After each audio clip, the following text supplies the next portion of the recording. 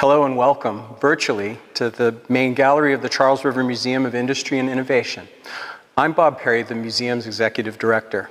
You are in for a treat. A presentation by my newest colleague, Dr. Kate Viens, entitled Back to Nature, the Boston Associates and the Landscape of 19th Century Massachusetts. It was the earliest of the Boston Associates, gathered together by Francis Cabot Lowell, who established the Boston Manufacturing Company here on this site, and it was the first integrated textile mill in the world.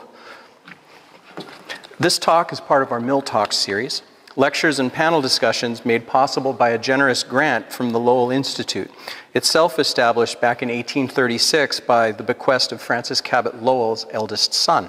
A truly remarkable legacy and story come full circle. Kate Viens is Director of Education here at the Charles River Museum. She has spent more than 3 decades working as a public historian, most recently as Director of Research Programs at the Massachusetts Historical Society. She's a former executive director of the Old Colony History Museum in Taunton and of the New England Museum Association. She earned the PhD in American and New England Studies from Boston University, where she studied the relationship between rural industry and the first Massachusetts railroads. Her presentation this evening draws on that research. Ladies and gentlemen, Dr. Kate Viens.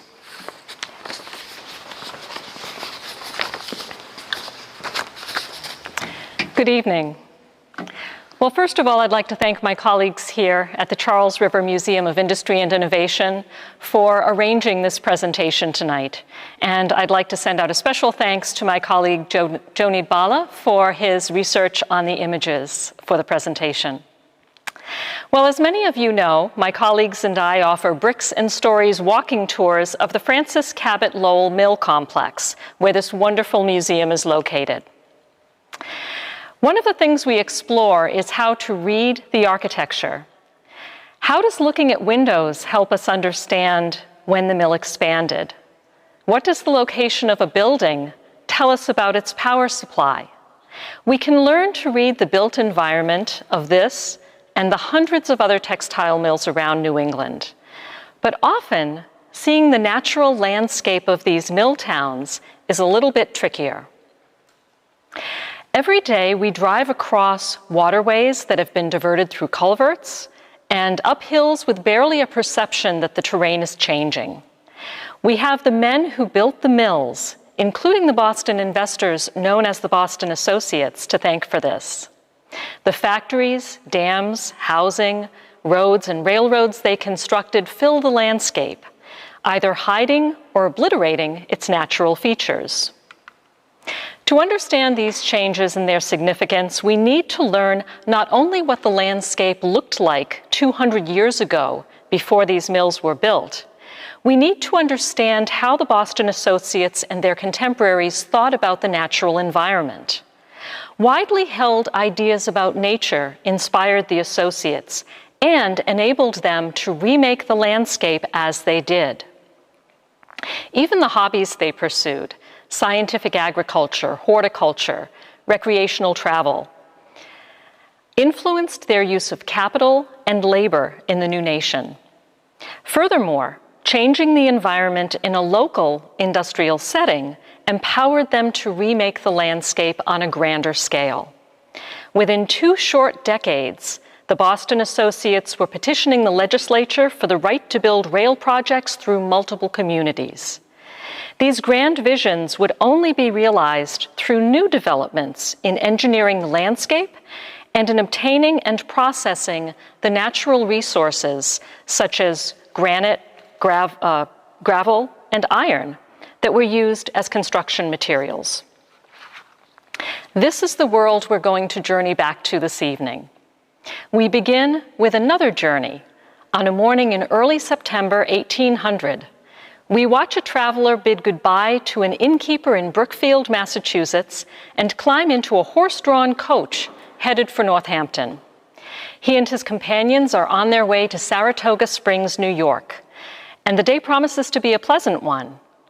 The man later wrote in his diary, "The road is now one of the best I ever passed, and having no timbers, or jarring vibrations for your limbs, you are at liberty to admire the surrounding countryside, which is majestically romantic." A few things make this diary entry unusual. Saratoga Springs was not yet a widely known tourist destination. The act of describing the landscape as romantic was still a European habit. Most surprising is the identity of the man who took pleasure in the majestically romantic countryside. He was not a poet or artist, but a shrewd, calculating merchant, Thomas Hambison Perkins.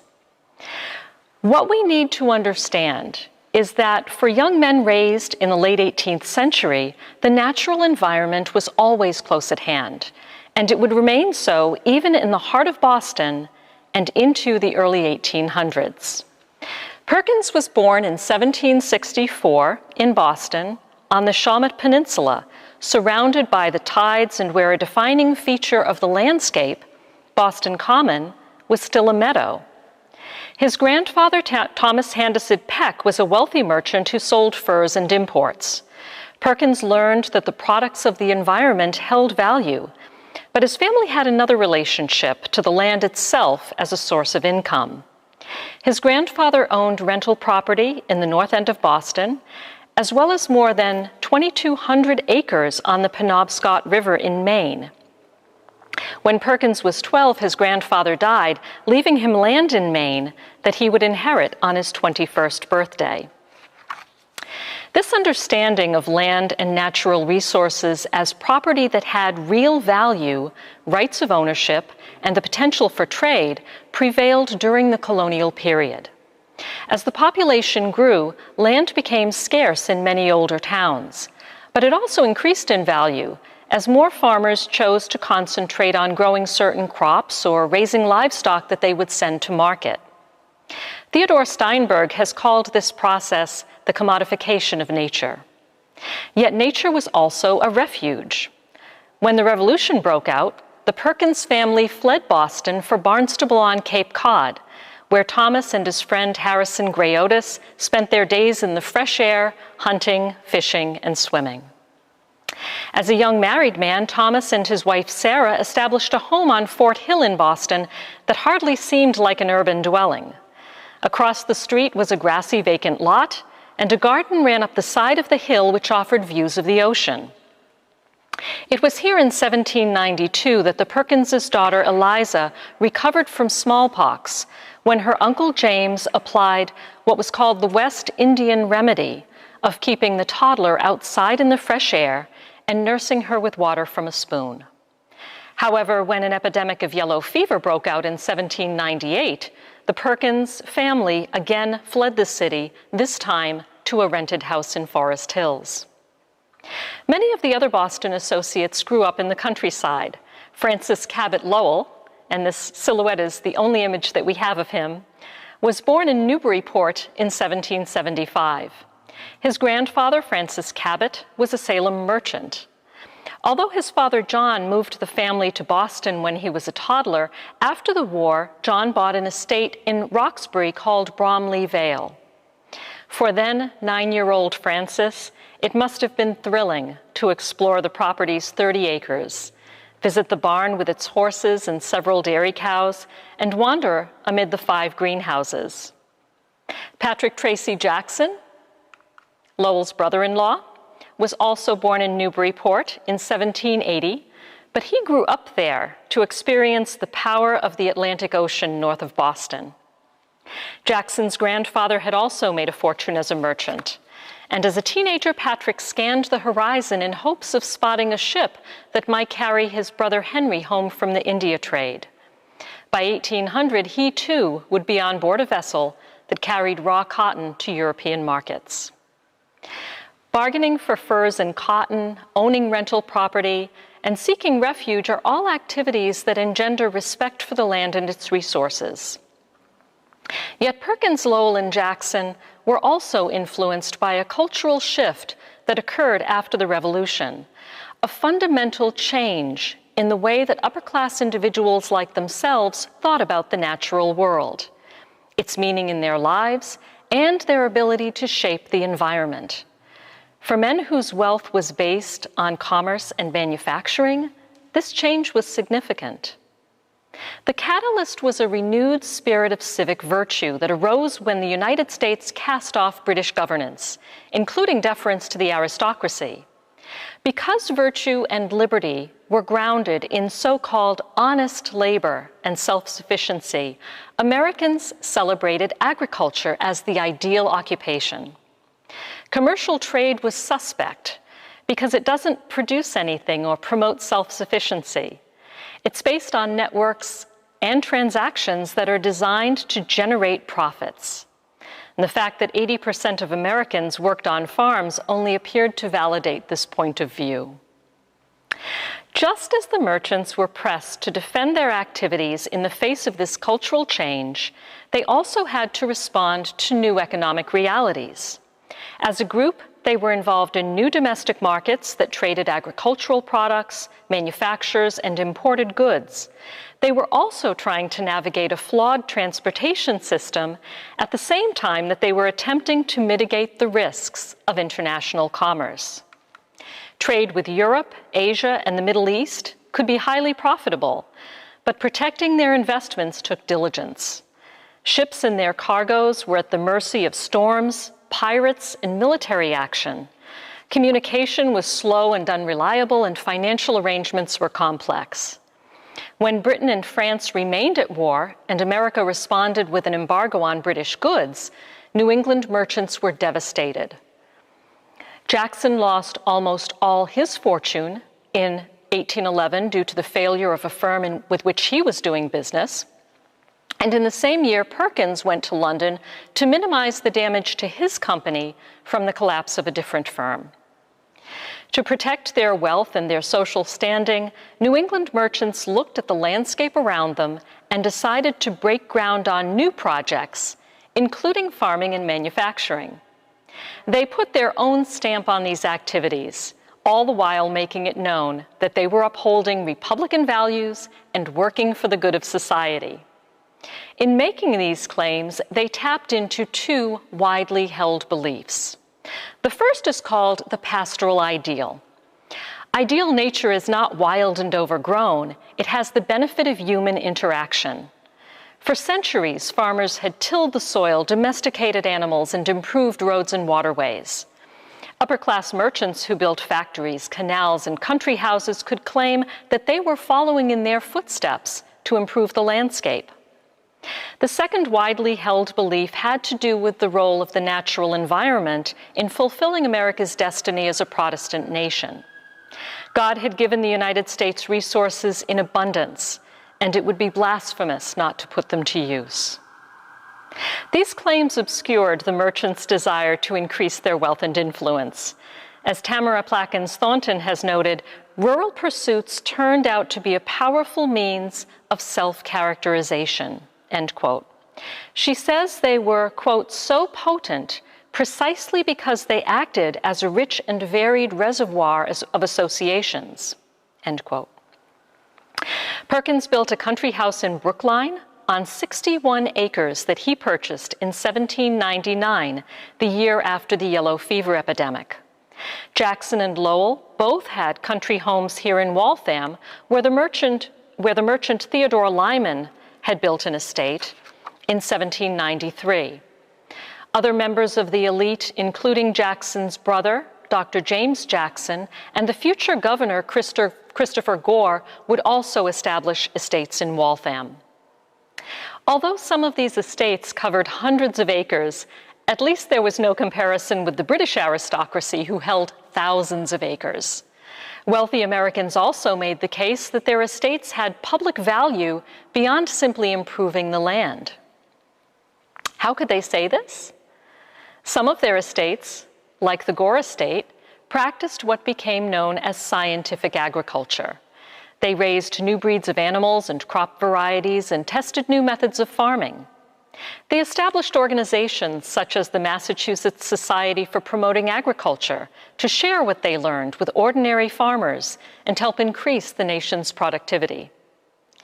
By 1829, when the Massachusetts Horticultural Society was founded, men such as Perkins had become less concerned with agricultural reform and were indulging their interest in ornamental gardening. Beginning in the 1820s, Perkins built 4 100-foot greenhouses in Brookline, where he grew grapes, peaches, and nectarines. He also grew more exotic fruits, such as pineapples and cantaloupes. He actually asked his business agent in Smyrna to send him the cantaloupe seeds. Perkins grew camellias, and he purchased one rare Chinese plant from a London nursery for 6 guineas, an enormous sum that was still a modest outlay in comparison to his garden's $10,000 annual cost. As these details suggest, Boston merchants developed a unique relationship to the land on their country estates. Farming for profit involves making decisions about land use and labor to maximize yield while controlling expenses. Boston elites were not concerned with maximizing agricultural production. They gave themselves permission to manage the land without worrying about making a profit. They directed the work of altering the landscape and spent capital without calculating the return on investment. These actions may seem self-serving, but they reflected a new appreciation for beauty and order. The Pastoral Ideal celebrated an improved landscape, but being able to cultivate beauty was something that distinguished the upper class. By pursuing horticulture, elites transcended the crass material concerns of business to strike the right balance of aesthetic and commercial values. Soon, elites began to use their own and public funds to alter the landscape on an even grander scale. The Mount Vernon proprietors developed Beacon Hill around 1800 in what Frederick Copel Jaharis called an operation of unprecedented magnitude. The developers promised to increase property values and provide the public service of making the landscape conform to the new ideal of beauty and order. Harvard began to landscape its campus around 1815, and the college president, Josiah Quincy, worked with Judge Joseph Story to keep livestock off the Cambridge Common. As mayors of Boston, Quincy and Harrison Gray Otis remade the city by widening roads, landscaping Boston Common, and helping to create the public garden. Wherever elite men and women found rustic conditions, they saw the need to make improvements. This applied to the landscape, as well as to the families who lived there. By extension, they were in need of reform. Improving the landscape thus became a means of moral reform. Quincy's improvements to Beacon Hill displaced the lower class. Ronald Story noted that the rustic image persisted as, quote, a bad example and unfortunate influence, unquote. It was regarded with lofty disdain and, quote, the determination to erase any pastoral impropriety, end quote. He concludes by saying, quote, all suggest that the aspersions being cast were in fact aimed at the rural poor. Boston merchants didn't just cultivate their ideas about nature in and around Boston. They further developed an aesthetic of natural beauty through travel. Perkins's trip to the Saratoga Mineral Springs in 1800 was, in fact, for the time-honored purpose of restoring health. He traveled with his business partner, his wife's uncle, James McGee, who had been stricken with paralysis. Scholars agree that people first visited Saratoga Springs not for its scenic beauty, but for what they would do there, bathe and drink the water. Although Francis Cabot Lowell was not a well man, he and his wife Hannah and their family do seem to have been motivated by reports of the grandeur of Niagara Falls when they took a trip there in 1807. They traveled by coach across Massachusetts to Albany, and then to Canandaigua and Chippewa. They were gone more than 2 months, and Hannah became concerned by how tired visiting the falls was making her husband. Traveling overland long distances was an arduous experience in the early 19th century. Consider the challenge of crossing the Berkshires in western Massachusetts. I'd like to quote from the diary of a young surveyor, Elihu Hoyt, that's in the collection of the Pecumtuck Valley Memorial Association in Deerfield. In 1825, Hoyt and his companions were making their way through western Massachusetts when, quote, passing over a steep pitch by the side of Hoosick River where the road is locked in between a ledge and a precipice over the river, the coach upset and brought us all in a smash on the rocks. As the horses pushed on, trying to drag the coach, the driver scrambled to stop them. Hoyt continued, quote, we found ourselves considerably bruised, but not so much as might be expected. One entire side of the coach was dashed in. We, however, lashed it up with a rope and set forward to Hoosick. Perkins and McGee faced their own perils on a steep mountain road outside of Chesterfield, Massachusetts. McGee was so afraid to remain in their carriage on this steep road that he insisted they proceed on foot. According to an English tradition, this kind of rugged landscape was considered sublime because it provoked awe and even a fear at the power of God and his creation. Perkins was certainly aware of this tradition, but he wasn't moved by it. Instead, he singled out those landscapes that reflected human intervention. Upon visiting New Hampshire, he wrote in his travel diary, now in the collection of the Massachusetts Historical Society, quote, the prospect which opens upon reaching the summit of Mount Hancock and descending toward the town of Lebanon is transcendently beautiful. The valley, which is very extensive, is surrounded by an amphitheater of the most majestic mountains, whose sides are diversified with woods, pasture ground, tillage, and orchards beautifully interspersed, and presents altogether the handsomest landscapes I ever beheld. End quote. These parts of the Northeast appealed to travelers for several reasons. Many towns were laid out in ways that represented the quintessential orderly and prosperous New England village.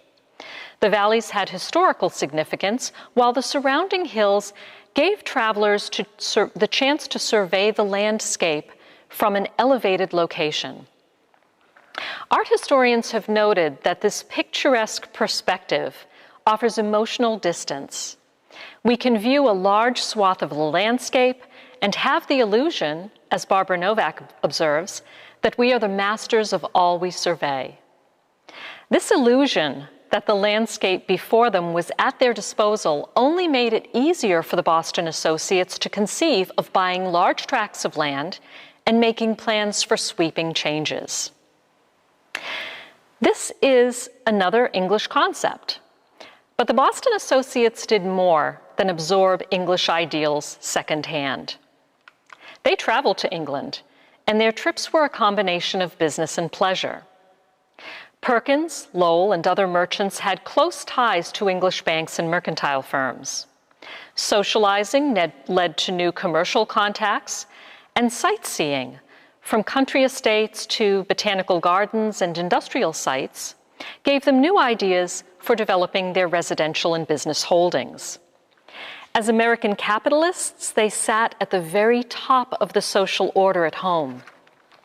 There was no reason they should not claim the same rights as the British aristocracy to remake the environment around them on a grand scale. The story of America's economic progress is often presented as a transition from commerce to manufacturing. But the extractive industries offered another form of investment. Perkins held a third interest in a lead mine in Northampton, Massachusetts. He invested in marble and granite quarries. And when the embargo of 1807 disrupted trade, Perkins was among those who organized the Moncton Iron Company in Virgins Falls, Vermont. In his view, all of these activities supported Republican values. In fact, during the War of 1812, Moncton supplied cannon for the American fleet at Lake Champlain. In the same way that gentleman farming and horticulture allowed members of the upper class to cultivate the soil without getting their hands dirty, they likewise conducted mining and quarrying operations at a remove.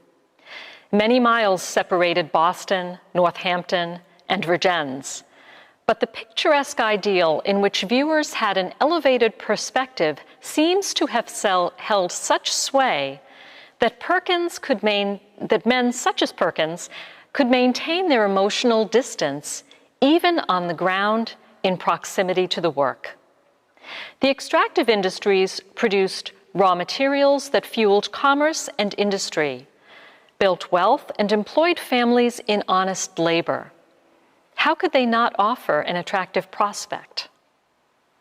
Thus, when Perkins traveled to see a coal mine in Wales in 1826, he wrote in his diary, quote, "The number of children at every cottage door is wonderful, all black with coal and carbon," end quote. Following his tour of the mine, he was less enthusiastic, writing, quote, "When I found myself again in the daylight, my dress was sorely bedaubed with mud and coal, and to my astonishment I found I had been between 5 and 6 hours in my subterranean excursion." He was exhausted, as I obviously am. Years earlier, just before the U.S. entered the War of 1812, Nathan Appleton and Francis Cabot Lowell made their own tour of Britain.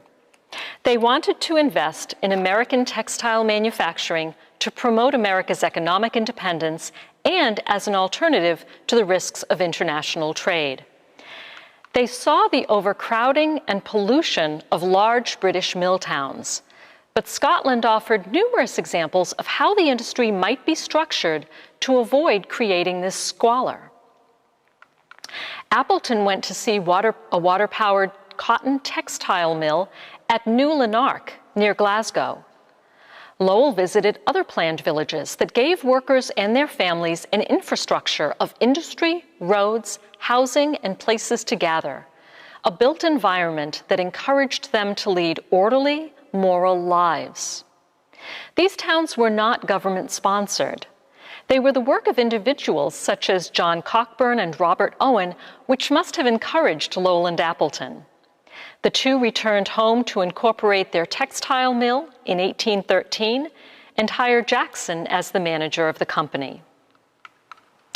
The Boston Manufacturing Company, excuse me.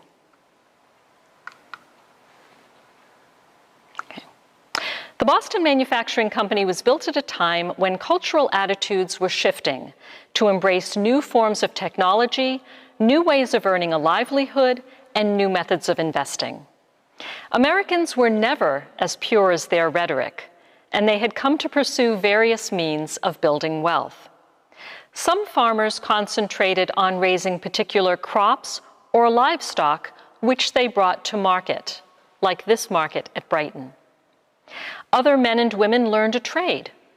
Meanwhile, the War of 1812 had convinced many Americans of the need for at least a modest program of domestic manufacturing to ensure America's economic independence.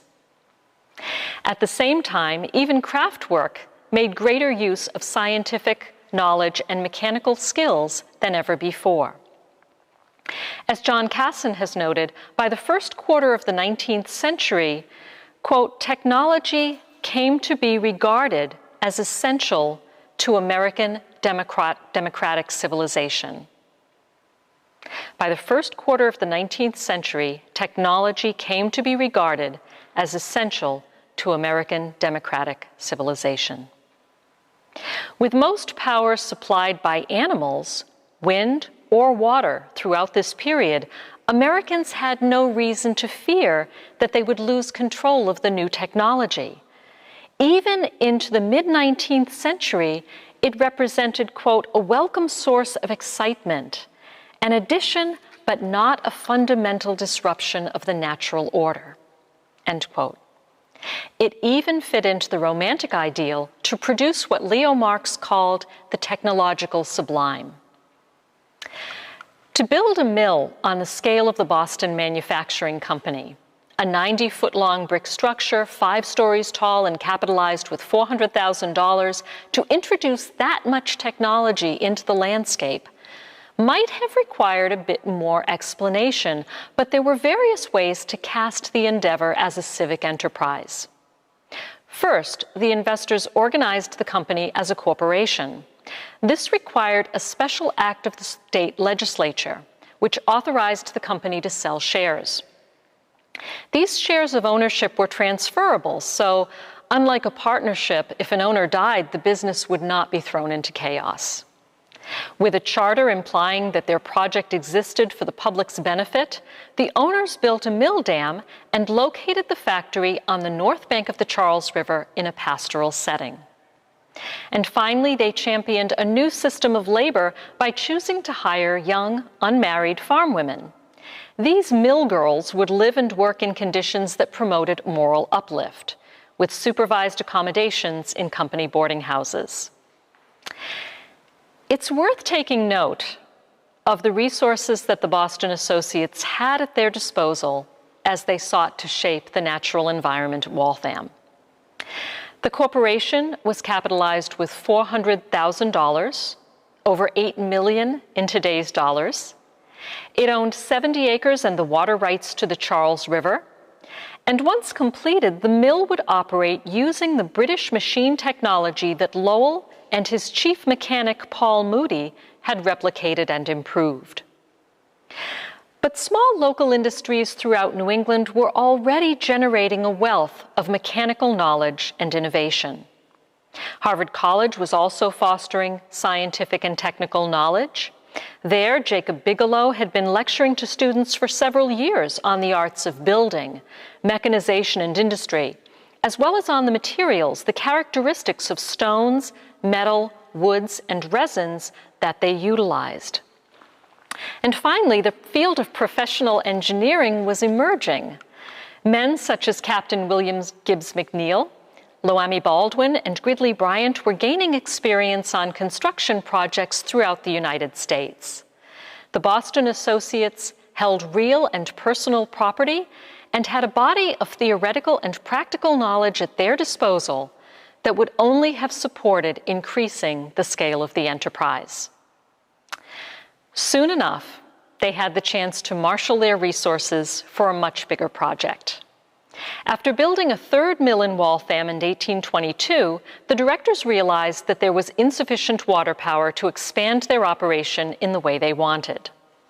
One of the partners, Ezra Worthen, suggested that they consider locating new mills on the Merrimack River to the north, where a small canal had been built around Pawtucket Falls in East Chelmsford. The Merrimack flowed faster than the Charles, with a 30-foot drop, but Jackson developed a bolder plan. The Boston Associates quietly purchased a majority interest in the canal, as well as 400 surrounding acres. They established the Merrimack Manufacturing Company and the town of Lowell, which they named after Francis Cabot, who had died 5 years earlier. It encompassed new roads and a larger Pawtucket Canal, 6 factories built around a landscaped quadrangle, and nearby housing for the mill girls. In the early days, the Republican virtues of the Waltham-Lowell mills might have appeared beyond reproach. Yet the Boston Associates had found a new way to create wealth by capitalizing on the power of the Merrimack River. They held the rights to more water power than they would need in the foreseeable future.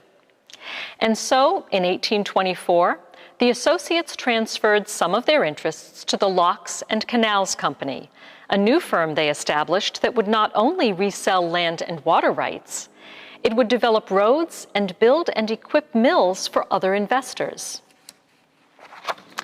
The enterprise was so promising that Perkins, who had decided to purchase stock in the textile mills, insisted that he be made a proprietor of the Locks and Canals Company before investing. During these years, Perkins was involved in another project, the construction of the Bunker Hill Monument. While his reverence for the Revolutionary War patriots was genuine, the need for building materials offered another lucrative opportunity. With investments in mines and quarries, Perkins already knew the business, and he was instrumental in establishing the Quincy Quarry as the source of the high-quality granite that the project required. The scene was now set for the Boston Associates to develop projects that would alter the landscape and incorporate technology into the environment in an unprecedented way, on an unprecedented scale. The construction of two of the nation's earliest railroads, the Granite Railway of 1826 and the Boston and Lowell Railroad of 1830. Perkins and Jackson were encouraged by several factors. Their earlier projects had given them the confidence to alter the environment. They had a keen appreciation for the value of land, measured by various criteria. They also enjoyed the chance to earn a profit through speculation. Boston's population grew nearly 40% during the 1820s. This led to new construction and increased the market for manufactured goods. They continued to benefit from the transfer of knowledge and skills within New England and from Britain. And when the American public conceded that a greater range of enterprises might serve Republican values, when they accepted the presence of new technology, and when merchant capitalists secured their wealth and status in society, new projects flowed from their imaginations. The first railroad projects were unique in nature, slipping into the landscape as modest proposals that began as a form of roadway and used horses or oxen for power. Yet they were also essential to industrial expansion, either delivering raw materials to manufacturing sites or transporting manufactured goods or heavy ores. And they commenced under a veil of conflicting expectations about public access. The Quincy Quarry could not have succeeded without the construction of the Granite Railway. Stone was extremely expensive to cart over land, and the Quincy granite was located several miles from the Neponset River, where it could be loaded onto ships and taken to Charlestown. Digging a canal or using sleds to move the granite were two ideas that were proposed. Yet the engineer Gridley Bryant had become intrigued by British experiments with railways, and he suggested that means of transportation. Perkins became a genuine booster. He convinced his colleagues that the railroad would be not only a patriotic, but a profitable undertaking. And within a year, on March 4, 1826, the Granite Railway Company had obtained a charter naming Perkins as its president. In the end, few other investors were willing to finance the venture, and Perkins became the sole stockholder. Later that spring, Perkins was in England investigating railways, which were already using steam power there. He visited the coal mines outside of Leeds and saw a chain of 24 wagons, each loaded with 2¼ tons of coal, travel 7 miles, drawn by a 6-horsepower stationary steam engine. He also went to see the railroad that ran between the coal mines at Etherley and the town of Stockton, better known as the Stockton and Darlington Railway. It was nearly 25 miles long, but Perkins focused his attention on the 2 inclined planes that used steam power to draw coal wagons uphill and manage their descent. Controlled by a single individual, 24 loaded wagons could move at 12 miles an hour. Perkins himself climbed on board for a 16-mile-an-hour ride. Before leaving England, Perkins filled his diary with more observations, statistics, and calculations. Back home in Boston, he would want to share the results of his investigation with Bryant. He'd already lost money when a lack of technical knowledge had crippled the iron operation at Moncton. The technical skill required to build a mill race, canal, or railroad should not be taken as a sign that these early industrial ventures were artificial constructions imposed on the landscape. They were, after all, cast as improvements of the natural world. Most navigation projects had only involved dredging rivers or altering their course over short distances. This is why the Erie Canal was such a wonder to 19th century Americans. While Perkins was sliding down an inclined plane in England, Jacob Bigelow was describing the rudiments of railway construction to students at Harvard and in public lectures. Railroads were just that, good gravel roads on which parallel iron rails had been laid so that carriages pulled by horses would not be slowed down as they crushed rocks or made ruts in the soft ground. Between the rails, the gravel would still give the horses a good foothold. It was an effective adaptation of a familiar pastoral scene.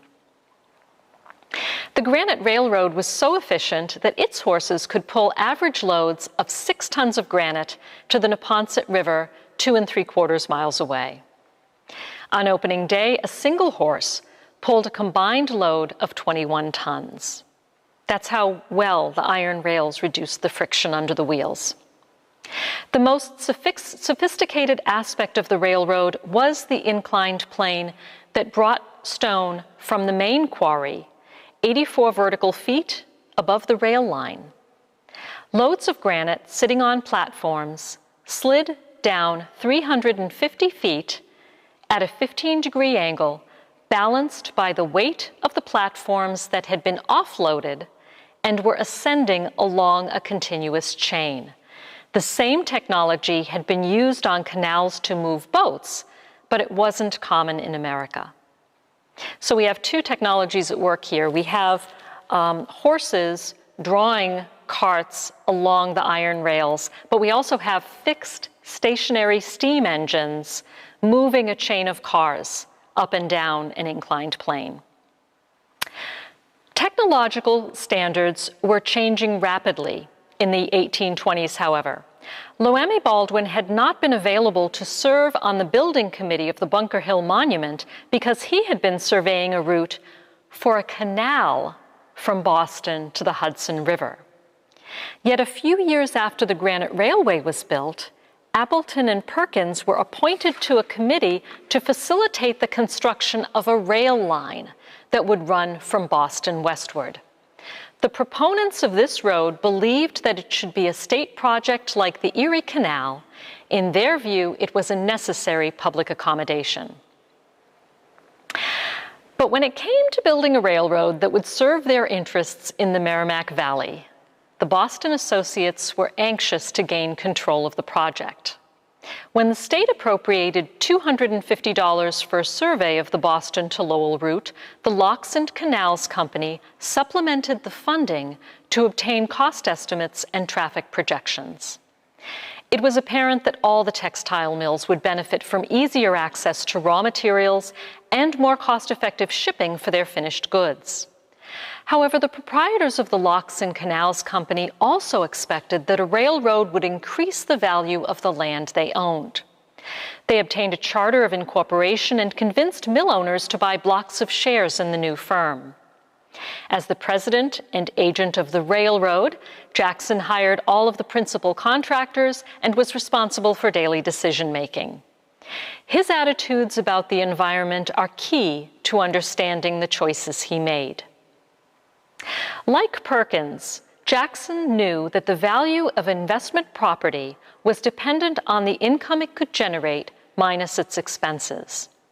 He realized it would be important to make accurate calculations of the railroad's development costs.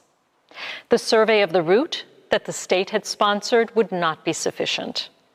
Jackson hired none other than Loammi Baldwin to lay out the new road. When a longer, more level route was discovered, he asked William Gibbs McNeill to examine the site and give his opinion of what the construction would involve. And before proceeding, he consulted a third engineer, William Strickland of Pennsylvania, to ask if excavating the additional 1.25 miles in order to obtain the lower grade would be cost-effective. This due diligence would serve the railroad well, but other aspects of the project would be beyond Jackson's control. Property rights were an essential aspect of American liberty, and landowners were entitled to payments for damages when the railroad ran across their land. Jackson negotiated with individuals as well as committees appointed by the selectmen of Charlestown, Woburn, Lowell, and other towns to settle damages and discuss grade crossings. On behalf of the railroad, Jackson even needed to settle for damages with the Locks and Canals Company itself. The Boston and Lowell Railroad combined rural investments with urban redevelopment as it crossed multiple towns en route to Boston.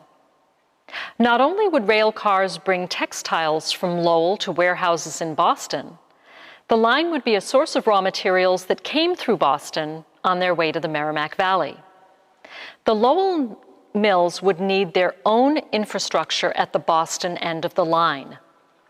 As Jackson wrote to Kirk Boot of the Merrimack Manufacturing Company, the Boston terminus would need to be located on a site that could receive shipments of both cotton and coal. In this context, Jackson was entrusted with manipulating the land at the Boston end of the line on a scale that rivaled the Boston Associates' construction of Lowell. On behalf of the mill owners, he was engaged in nothing less than bringing the physical environment into balance to mirror the balance of economic interests that now existed. To this end, the Railroad Corporation was intent on crossing the Charles River at Charlestown to construct a depot and warehouses in Boston. The site the directors chose was an area of tidal flats opposite the Leverett Street jail. Jackson purchased the flats, then he bought additional parcels on Pemberton and Beacon Hills as a source of gravel. In the end, however, Perkins and Jackson were men of business, rather than farmers or miners who had experience living close to the land. In 1835, when the Boston and Lowell Railroad construction was well underway, Jackson asked one of the contractors, a farmer named Asa Sheldon, to estimate the cost of moving gravel from Pemberton Hill to Causeway Street. Sheldon's method was to probe the soil and mimic the steps of oxen walking across it. When Jackson asked Sheldon if he would use oxen or horses to do the job, Sheldon said, "Oxen. It would be less to harness them, and, he said, unlike horses, at the conclusion of the work, they would still be fit to sell at the market at Brighton." Thinking like a real farmer here. It was also Sheldon, not the engineer Loamy Baldwin, who suggested coarse gravel as a substrate for the railroad that would not be subject to frost. And his way of testing the soil was by observing whether or not when he picked up the soil and rubbed it in his hands and dropped it, it left dust on his hands. They had roamed the world, but unlike Sheldon, Perkins and Jackson did not understand the more subtle characteristics of the natural environment. Much of their family's wealth had come from a distance, rental property or global imports. The land and its resources, however close by, were objects of admiration for Perkins and Jackson rather than a source of direct sustenance. Even Perkins's greenhouses could not produce a balanced diet, and they were far too large to be worked by one man. For both Jackson and Perkins, the land served a purpose that could range from a source of income to the confirmation of a romantic ideal. How could the two men surround themselves with their ideal of a beautiful, cultivated natural environment at their homes in Boston, Brookline, and Waltham, even as they championed projects that stripped the landscape to expand industrialization? The first mill villages along the Charles and Merrimack rivers were considered improvements because they were carefully planned and landscaped, and they lived up to people's expectations as scenes of order. Meanwhile, as the horses on the Granite Railway pulled loads of stone along the rails to the Neponset River, they were both at home on the land and part of a new controlled experience. By 1831, however, this began to change. Jackson was writing numerous letters to England to obtain steam locomotives for the Boston and Lowell Railroad. He became concerned about the curves in the road and the specifications of the iron rails that would carry this new technology.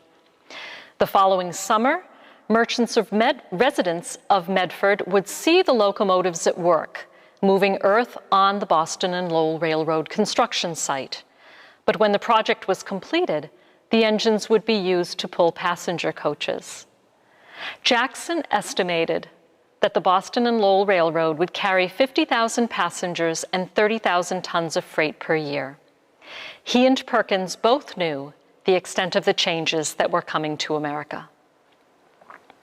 The Boston Associates believed that the railroad would be at home in the American landscape because it wasn't going to intrude on their environment. At home in urban Boston, on their country estates, or at carefully chosen travel destinations, they would have the option to remain far away from the factories and rail lines, which occupied discrete spaces along rivers and through farm fields. Moreover, since they weren't farmers, they lacked the capacity really to empathize with those who were affected. As they moved through the landscape and as they reflected on what they saw, the Boston Associates could admire romantic views of nature as well as scenes of industry.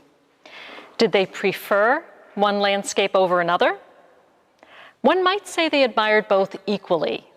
They simply engaged with these places in different ways. Yet Ronald's story opens the door to a more provocative idea. In the view of some Bostonians, it was necessary to guarantee culture's vitality and relevance by, quote, subordinating it to other activities.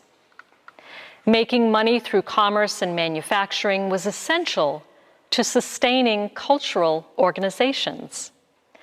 Did the Boston Associates think this was also the way to sustain the natural environment, to guarantee its vitality and relevance? Perhaps it wasn't enough to improve the land. Men like Perkins and Jackson were close enough to the natural world to know that over time, harbors fill with silt, fields become overgrown, and quarries fill with water. Nature is continually pushing back on progress. Never to cease development might be considered the ultimate act of civic virtue. Thank you very much for your attention this evening. Have a lovely evening.